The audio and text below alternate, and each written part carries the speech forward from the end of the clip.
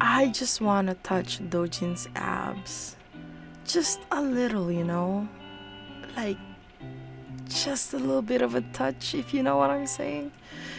Dojin really bulked up. Like, a lot. And no one's talking about it. Dojin getting a dad body.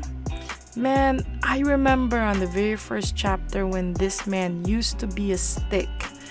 Like, look at those arms, like he's flexing it around on Heesung, and even Heesung is noticing how muscular he has become. Like, so freaking hot. Damn it. Anyway, before we get started, I just want to remind our viewers that if you like seeing more yaoi content and would like to support this channel, please don't forget to smash that like button. Also, if you haven't done so, please subscribe to this channel and hit that notification bell. Feel free to message me in my YouTube or Instagram at ZEALED FUJOSHI, which I'll be using to interact with viewers about more yaoi content. If that's something that interests you, feel free to follow me at ZEALED FUJOSHI. Finally, this episode will contain explicit content and a lot of manhwa spoilers. With that in mind, please proceed with caution. You have been warned. Now, without further ado, let's jump into chapter 94 of Love is an Illusion.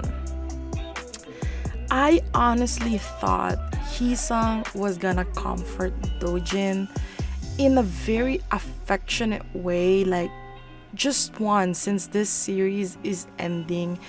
I was kind of hoping that Heesung would have been more accustomed to being the wife of Dojin.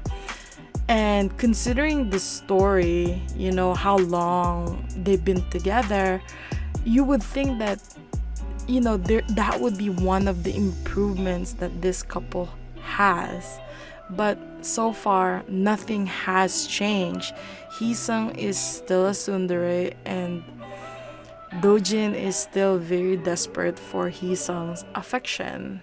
And I just feel so uncomfortable in this episode because I understand where Dojin is coming from, but I also understand where Heesung is coming from, because let's be realistic here. If you saw a porn, what face do you think you would make? What reaction do you think you're gonna have if you see your type on a porn? I think that Heesung's reaction is pretty honest and pretty common response you will get from anyone watching porn that they are actually into. But man, this is such a funny chapter in its own way, but also kind of sad. But I don't want to focus on the sad part of this chapter, and just want to focus on the fact that one of the improvements that Heesung and Dojin has reached is the fact that, Heesung used to call Dojin a bunch of unsavory names, right? And in this, chapter, you get to see them call each other honey and babe, and it's so freaking wholesome. Even though I know, Dojin pointed it out that Heesung only does this when he is cornered, but it's still an improvement, and I appreciate that change in their dynamics. But anyway, I also wanted to point out that since this series is about to end, I just want to say congratulations to the author. From the beginning to the end, he proved his point about love in the Omegaverse world, while love between the main couple, which is Dojin and Heesung, which is an alpha and an omega, is an illusion forced by bonding and pheromones, right? The extra couples like Heesung and Dojun, which is a beta and an alpha pair, and lastly the newest couple Kyungsoo and Chuwon, who is a beta and an omega, still found true love because they chose to be together and they are happy even without, you know, biologically or like forced into bonding or pheromones. You know, like one of the reasons why a lot of people loves this series is because of the Omegaverse's niche of them being able to have children. But look at the other two couples that is unable to have children, but you know, they're still well loved by their fans, and that is such a very good concept in a series like this, right? And I'm really grateful for the author for portraying Dojin and Heesung in a very comical way. Otherwise, you know, I don't think I would have been able to read through this whole series because of Heesung's attitude, you know. But then again, all of a sudden, you know, they were able to create the most beautiful baby in the world. You know, I feel like all the hate that Dojin and Heesung gets is really uncalled for because, you know, the way I look at their problems is very basic problems faced by immature couples, which is everywhere in this world. Like, we think we're very mature when we're in a relationship, but we have our own immaturities, right? And you know, sometimes it makes you wonder, like, if love really is just an illusion, you know. But even when we are immature, right, like, you gotta understand why certain couples still stay together even though how badly matched we think they are. They stay because there is love there, right? Anyway, you know, as for the hate that I am reading about Heesung, you know, I am still firmly believing that, you know, if you were brought up, like, put yourself in his shoes. Like, if you thought that you were an alpha your whole life, and your whole life you were thinking that you were attracted to an omega, then all of the sudden you become an omega yourself, and then he got pregnant, right? I think you cannot take out your preference on a partner, right? Heesung loves Dojin even though Dojin is an alpha, but it doesn't mean that he has a preference. It doesn't mean that he doesn't love Dojin. It just means that he has a preference, right? But doesn't change anything about how he feels with Dojin right now. And you know,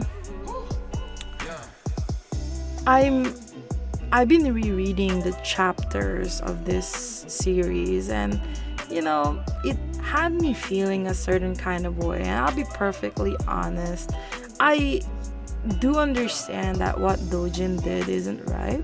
You know, he has manipulated Heesung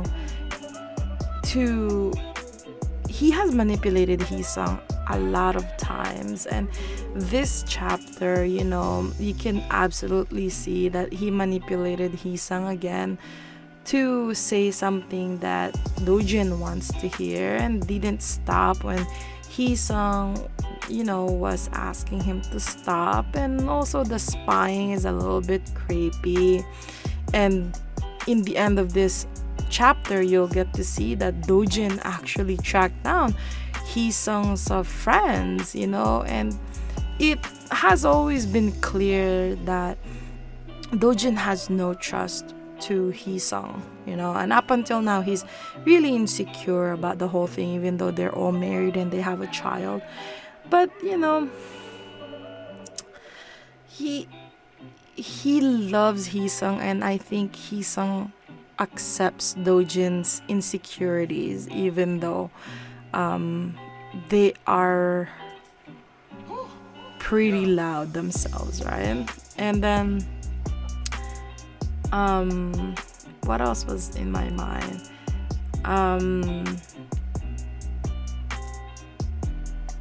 I really also feel that this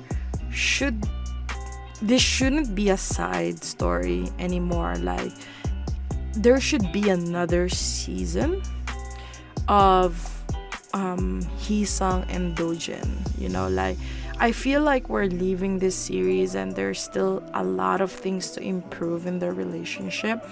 They have too many communication issues, and you know, they barely seem like a couple sometimes, and that's why my favorite couple in this series is not even the main couple, because I'm not rooting for Hyesung and Dojin because they're not fixing their issues. So I'm hoping that Fargo would make another season rather than side stories, just to give us a development for Hyesung and Dojin, right? It wouldn't be bad if we get to see a little bit more grown up of Byul. I'm pretty sure a lot of people would want that, but yeah, like, it would be nice to have another season of this. Anyway, looking back, I always forget that I thought that Chuwon and Kyung-soo were the craziest couple in the series, but in all honesty, the most craziest couple in this series has to be Hyesung and Dojin.